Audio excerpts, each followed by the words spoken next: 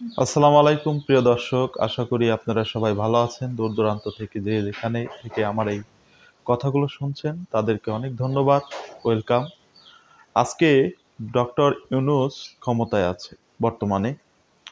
তাকে সাহায্য করার জন্য একটা উপদেষ্টা পরিষদ রয়েছে এবং সমাজের বাইরে তাকে সাহায্য করার জন্য আন্দোলনকারী ছাত্র যারা সমন্বয়ক রূপে ইতোমধ্যে প্রতিষ্ঠিত হয়েছেন, তারা সোশ্যাল পেশা হিসেবে কাজ করছেন।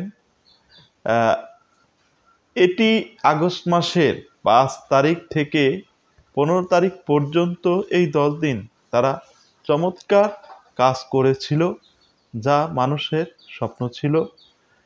কিন্তু সাম্প্রতিক সময়ে যে ঘটনাগুলো ঘটছে, তাতে একটি ঘটনার সাথে আরেকটি ঘটনার আহ, এখানে টক্কর লাগছে, যাকে আমরা বলি কন্ডাক্টিক লাগছে, কন্ডাক্টিক হচ্ছে। এটি একটি ঘটনার বিপরীতে আরেকটি ঘটনা ঘটছে, যা কিনা ডক্টর ইউনূসের জন্য অস্বস্তিকর হয়ে উঠছে।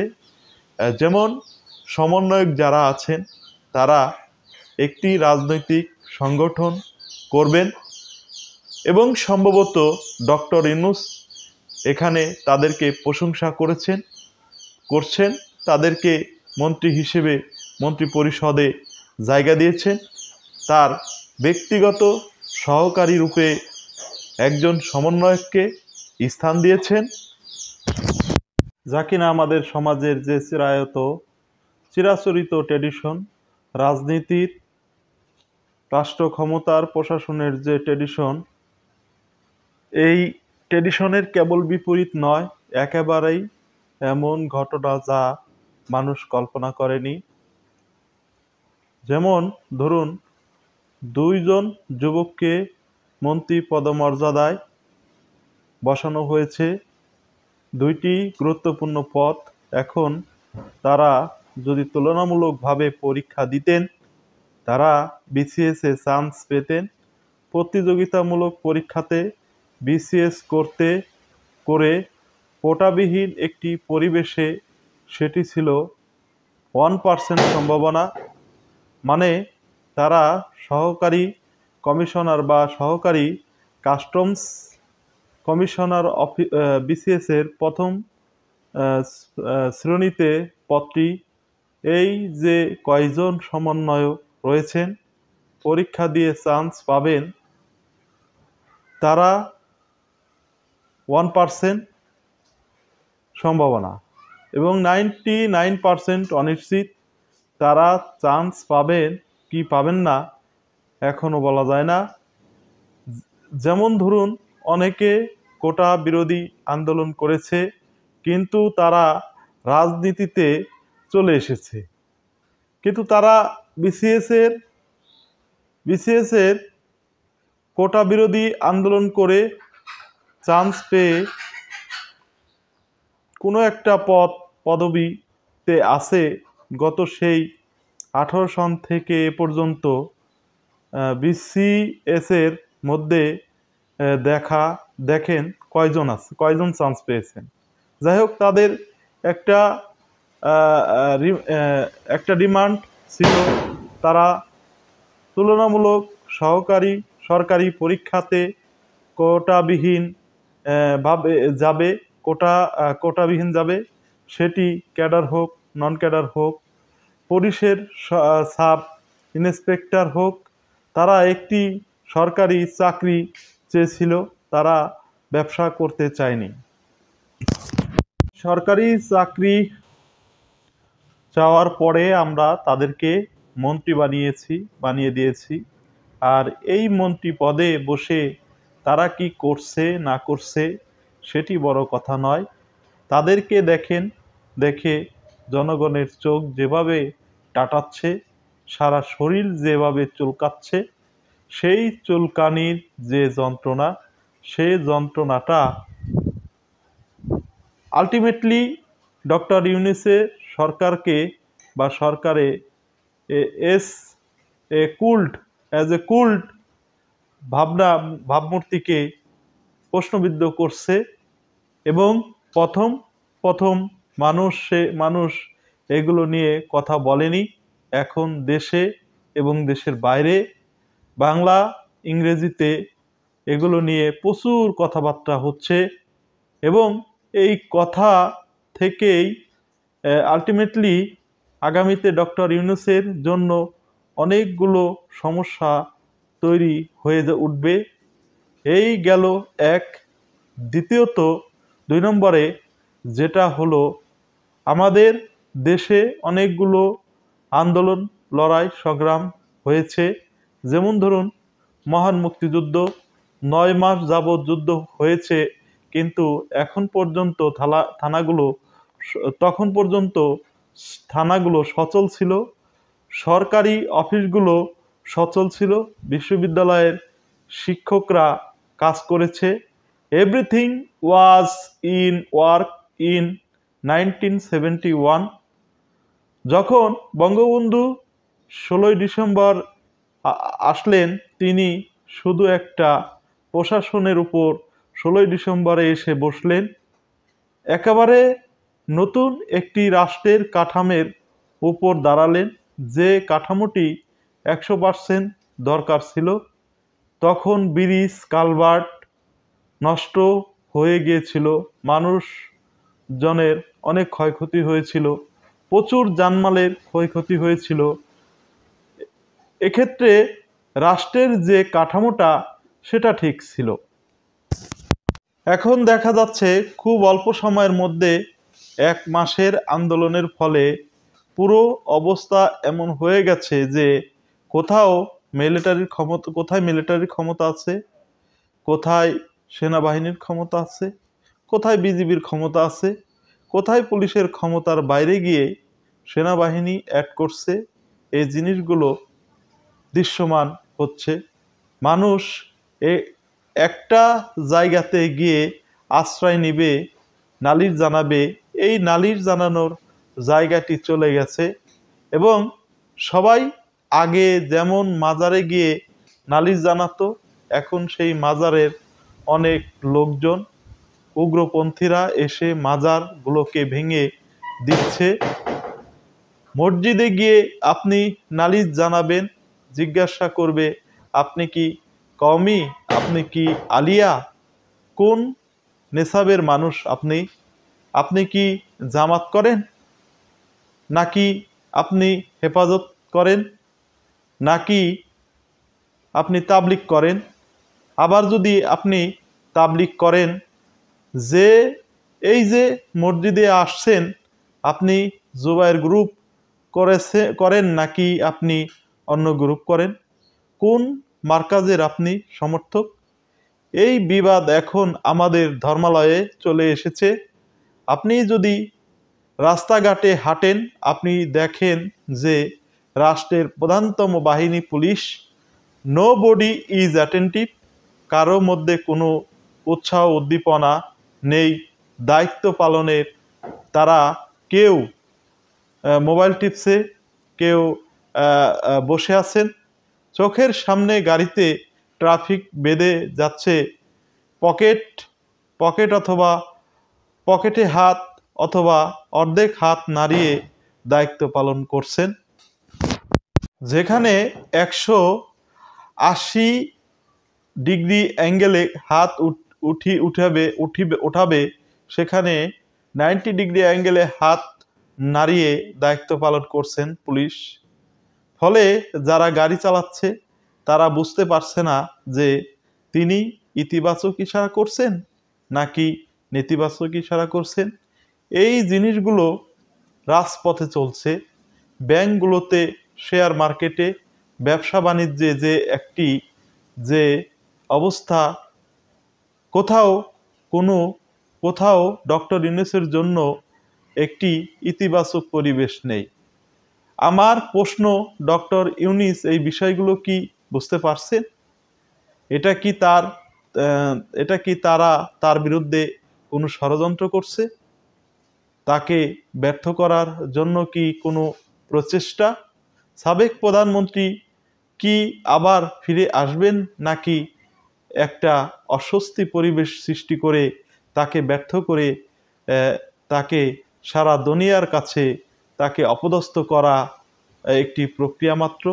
এই বিষয়গুলো তাকে ভাবতে হবে। তিনি যদি না ভাবেন, আমরা কিন্তু সবাই বিপদে পড়ব। ডক্টর ইউনূস কিন্তু এখন আর কোনো ব্যক্তি নন। আমি মনে করি যে ডক্টর ইউনূস যে সময়টাতে ক্ষমতায় বসলেন, বাংলাদেশের একটা সিঙ্গেল লোক তার বিরোধিতা করেনি। এমনকি আওয়ামী লীগেরও যারা আছেন তাদের কষ্ট লেগেছে, কিন্তু তারা মনে করেছেন যে না, এ মুহূর্তে ডক্টর ইউনূসের চেয়ে ভালো ভালো মানুষ, যোগ্য মানুষ, সকলের কাছে গ্রহণযোগ্য একজন মানুষ, দ্বিতীয়জন আর কেউ নেই। তারই এই মুহূর্তে ক্ষমতায় বসা উচিত। এখন তাকে নিয়ে আমরা যে বড় চিন্তা করেছি, তাকে নিয়ে যে বসিয়েছি, এটা নির্ভর করে তার সফলতার উপর। যদি সফল হতে পারেন তাহলে আমাদের সুখ ও শান্তি বৃদ্ধি পাবে, কিন্তু তিনি যদি অসফল হয়ে যান তাহলে আমাদের মুখ দেখানোর জায়গা থাকবে না, অনেক সমস্যা বেড়ে যাবে। তাই সমস্যাগুলো সুদে আসলে বহুগুণ হয়ে যাবে। যে কোনো কারণে যদি পরাজয় ঘটে তাহলে তাহলে তার অবস্থানে যারাই আসবেন, জামাত আসুক, বিএনপি আসুক কিংবা আওয়ামী লীগ আসুক, তিনি এবং তার সঙ্গপাঙ্গ যারা আছেন সবাই রাজনীতির প্রতিহিংসার শিকার হবেন। আর তিনি যদি বিজয়ী হয়ে ক্ষমতা হস্তান্তর করেন আগের তত্ত্বাবধায়ক সরকারের মতন করে, তাহলে তিনি পূজনীয় হবেন, স্মরণীয় হবেন, বরণীয় হবেন।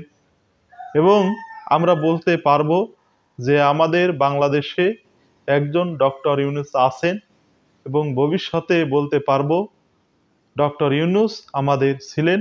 কিন্তু এই যে বর্তমান অবস্থাতে তার বিরুদ্ধে যে ষড়যন্ত্র হচ্ছে, তার বিরুদ্ধে যে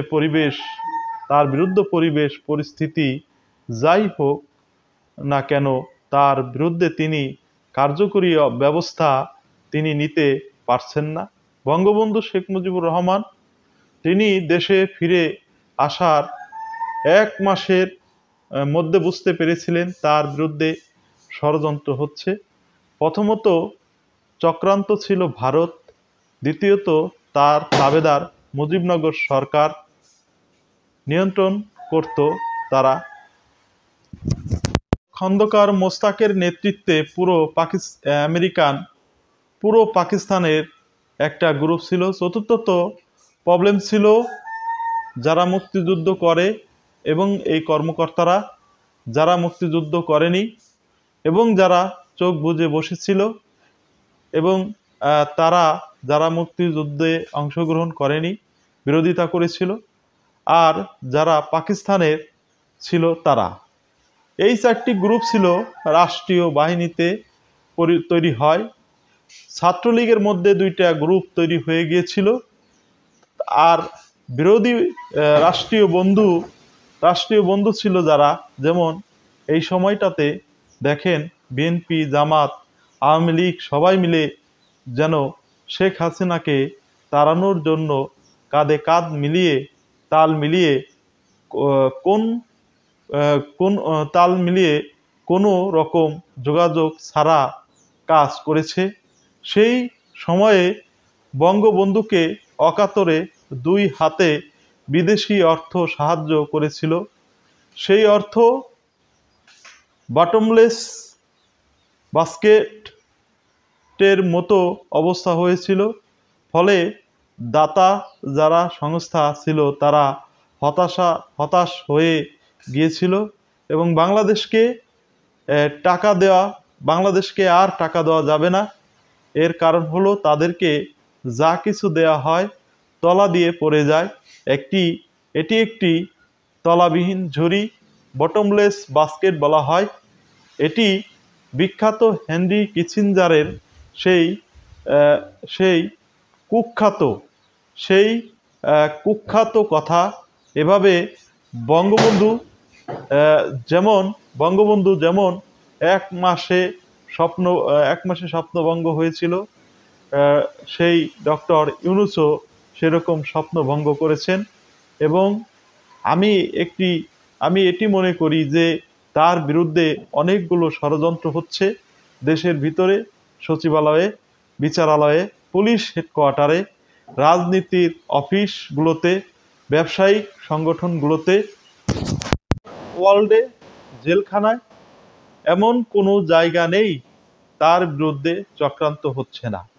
এখন এই চক্রান্ত তিনি কিভাবে মোকাবেলা করবেন এটা তিনিই ভালো জানেন।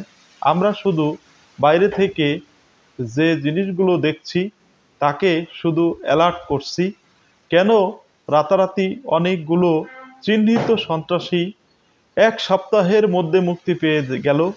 কেন বলেন তো? এর আগে বিএনপির আমলেও পায়নি, আওয়ামী লীগের আমলেও পায়নি। তো সেই সেই কুখ্যাত লোকগুলো কেন ছাড়া পেয়ে গেল? অনেকগুলো পদ পদবি সেখানে দ্রুত পরিবর্তন হয়ে গেল। এই যেগুলো ডক্টর ইউনূস ইচ্ছা করেছেন অথবা তার ইচ্ছাতে হয়েছে বলে আমার কাছে মনে হয়। কেন অনেকগুলো নিয়োগ, অনেকগুলো বদলি কেন? এত বিশাল পরিবর্তন পুলিশে আনা হলো, কমান্ড পরিবর্তন করা হলো, আওয়ামী লীগের লোকগুলো পালিয়ে গেল, তারপরও কেন থানাগুলোতে প্রাণ চাঞ্চল্য এলো না? তাহলে পরিবর্তন করে লাভটা কি? পরিবর্তন না হলেই তো ভালো হতো।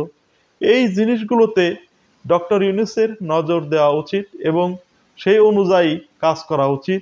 ব্যবসায়ীরা কোটি কোটি টাকা আয় করে বিদেশে পাচার করেছে, তাদের কারখানাগুলোকে জ্বালিয়ে পুড়িয়ে দেওয়া হয়েছে। কিন্তু তাতে কি হবে? তারা তো বিদেশে হাজার হাজার কোটি কোটি টাকা চুরি করে পাঠিয়ে দিয়েছে। এখন এই টাকাগুলো থেকে যদি সামান্য একটা কারখানা পুড়ে যায় তাহলে তাদের কি এমন ক্ষতি হবে? তাদের তো কোনো ক্ষতি হবে না। তারা আবার পুনরায় ওই সব টাকা পয়সা এনে বিজনেস শুরু করবে। কিন্তু সেটা বড় কথা নয়। বড় কথা হলো ডক্টর ইউনূসের বিরুদ্ধে যে ষড়যন্ত্রগুলো হচ্ছে তিনি যেন এটা আমলে নেন। এবং প্রত্যেকেরই জীবনেরই মান সম্মানের অনেক ভয় আছে, মান সম্মানের দরকার আছে। মান সম্মান ছাড়া, আত্মসম্মান ছাড়া এ জীবন আসলে সুন্দরভাবে কাটানো সম্ভব নয়। তাই আমার পক্ষ থেকে আমার এই দেশ আরো সুন্দর দেশ হোক, আরো সমৃদ্ধ দেশ হোক, এ কথা বলে আমি শেষ করছি। আসসালামু আলাইকুম, ভালো থাকবেন।